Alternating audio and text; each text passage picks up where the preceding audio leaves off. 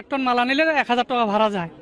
এতিয়া 1 টাকা আমার দাম দিয়া নাই, দাম দিয়া নাই 1 টাকাও দাম দিয়া নাই।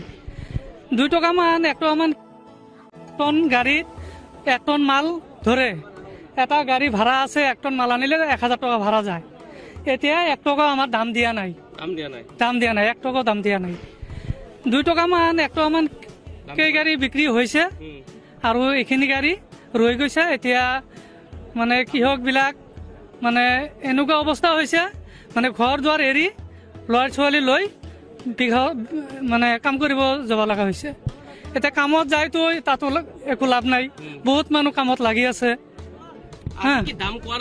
দাম মানে 1 টাকা 2 টাকা বিক্ৰী হৈছে কয়েক গাড়ী, মানে 5-10 গাড়ী বিক্ৰী হৈছে 1 টাকা এতিয়ালৈকে, আৰু এটা বেপাৰী সোমোৱা নাই। গাড়ী ইয়াত 900,000 মান গাড়ী আছে, ধৰি লওক 200 মান গাড়ী বিক্ৰী হ'ব যেনে তেনে। আৰু মই 2 বিঘা মাটি খেতি কৰিছো। 2 বিঘাত এনেকুৱা আমি আইডিয়াৰ কৰিছো, 2 বিঘাত খৰচ হৈ গৈছে মানে 50-60 হাজাৰ টকা। কিন্তু এনেকুৱা মানে অৱস্থা হৈছে এতিয়া, মানে 10,000 টকাও আমি ওলাব নোৱাৰিম, এনেকুৱা হৈছে। মানে এতিয়া আপোনালোকে কবিসমূহ লৈ যাই পেলাই দিব, এনেকুৱা অৱস্থা হৈছে। পেলাই দিবই লাগিব এতিয়া, আৰু উপায় নাই যদি কোনোবা নলয়। আৰু পাচলিৰ দামসমূহ কেনেকুৱা? পাচলি এনেকুৱা বেলেগ পাচলিবিলাক, বেঙেনা বিলাক লৈ আছে 10 টকা 8 টকা এনেকে চলি আছে। বিলাহী বিলাক 15 টকা 20 টকা চলি আছে।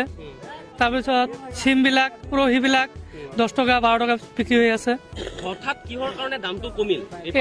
এইটো আপুনি মানে আপোনাৰ কথা হ'ল, বাহিৰত যিবিলাক মাল ইয়াৰ পৰা গুচি গ'লেহেঁতেন, সিফালে মাল ফুল হৈ গৈছে, লোকেল মাল ওলাই আহিছে। এতিয়া ইয়াৰ পৰা আৰু চাপ্লাই নহয়। যদি বাহিৰৰ মাল নোসোমায় গুৱাহাটীত, তেনেহ'লে অলপ দামত বিক্ৰী হয়। এতিয়া আৰু গুৱাহাটীতো নাখায়। চৰকাৰৰ আবেদন জনাও এইটো ব্যৱস্থা কৰিব লাগে।